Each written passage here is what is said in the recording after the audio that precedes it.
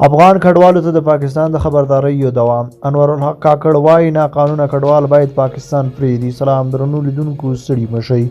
د پاکستان سرپرست صدراعظم انورالحق کاکړ یو ځل بیا ټینګار کړی چې ټول ناقانونه کډوال باید هغه هیواد پرېږدي. کاکړ پرون په یوه خبري ناسته کې ویلي دغه کډوال کولی شي د پاکستان د ویزې له اخیستلو وروسته بیرته هغه هیواد ته ولاړ شي. د پاکستان حکومت هلته دیره څه باندې 1.7 میلیون افغان کډوالو ته د همدې اکتوبر میاشتې تر اخره وخت ورکړی چې ووځي، که نه په زوره به یې وباسي. د پاکستان د کورنۍ چارو وزیر سرفراز بگټي هم ویلي دي که افغان کډوال ونه وځي، ملکیتونه به یې ضبط او دوی به توقیف او اخراج شي. د ملګرو ملتونو کارپوهانو له پاکستانه غوښتي چې خپله دغه پرېکړه بیرته واخلي.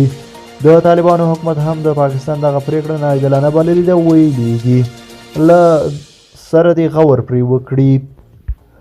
بلخوا د افغانستان بانک سرپرست د ملګرو ملتونو سازمان له همغږي کوونکي فریدون سینرلي اوغلو سره په لیدنه کې غوښتي چې نړیوالې ټولنې ته د افغانستان د واقعي تحولاتو په هکله یو راپور وړاندې کړي چې نړیواله ټولنه د افغانستان له تحولاتو کره معلومات ترلاسه کړي.